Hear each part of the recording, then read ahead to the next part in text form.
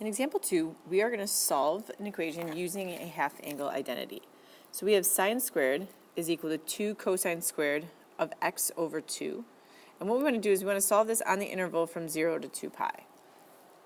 The first thing we should recognize is that we do have this cosine of x over 2, that half angle. So we are going to go ahead and use that first. So we're going to rewrite this as sine squared x equal to 2, and then instead of using the cosine squared of x over 2, we're going to square the cosine of x over 2, but we're going to use that half angle identity first. So if we scroll up just to remind ourselves, cosine of x over 2, or theta over 2, is plus or minus the square root of 1 plus cosine theta over 2. So this is the identity. This whole thing is what we're going to put in. So let's come back down. So we have 2, and then in our parentheses here, we have our identity, which is plus or minus the square root of 1 plus cosine x, all divided by 2, and then this whole thing is being squared. Then if we start to evaluate this, the first thing we can do is we can actually square what's inside of here. So we have sine squared still on the left, equal to 2 times.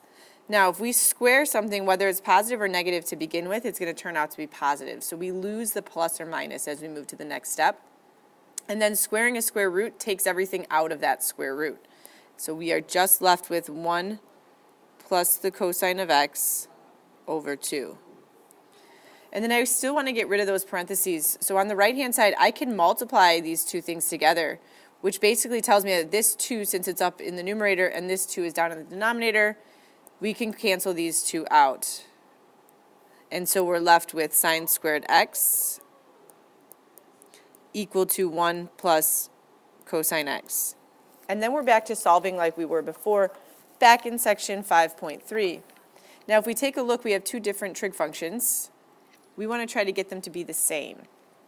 So we have a cosine x and a sine squared.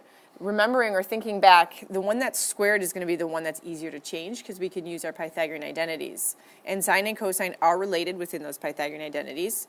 So we can change sine squared x using the Pythagorean identities to 1 minus cosine squared x. And that's equal to 1 plus cosine x. Since we have a quadratic and something that's not squared, we want to get these on the same side and set them equal to 0. So what I'm going to do is I like to have my squared term always positive. So I'm actually going to add the cosine squared over to the right-hand side. And I'm going to subtract the 1 over here. So we have 0 equal to cosine squared x plus cosine x. And then if I subtract 1 from this side and I subtract 1 from this side, these two 1s are going to turn into 0. So there's nothing that's going to be added onto here. Then to solve this, I have a cosine squared and a cosine. I can factor out a greatest common factor of a cosine of x.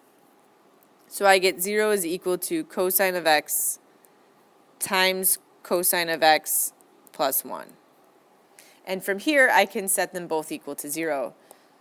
So I have two equations I'm solving. I have cosine x equal to 0, and I have cosine x plus 1 equal to 0. If I solve the first one, cosine of x is equal to 0, I can pull up my axes if I need to. And if cosine is 0, that means I'm going to be on one of these axes, and that means the x-coordinate has to be 0. So that's happening here. This is the point 0, 1. This is the point 0, negative 1. So pi over 2 and 3 pi over 2. So I get x equal to pi over 2 and 3 pi over 2. Remember, we only want answers from 0 to 2 pi, so I'm not adding anything to these. In the next one, if I subtract 1 from both sides, I get cosine of x equal to negative 1. So now I'm looking again on my axes, when is cosine negative 1? So that's either going to be here, but this is a positive 1. And then over here we have negative 1 comma 0. So what's happening is cosine, our x value is negative 1 right here, which is at pi. So I get x is equal to pi. If you have questions, let me know. Now I would like you to go ahead and do the try this, so you can pause it now and unpause it when you're ready to check your answer. If you did the try this correctly, you should have gotten x to equal 0 and pi. If you have questions, let me know.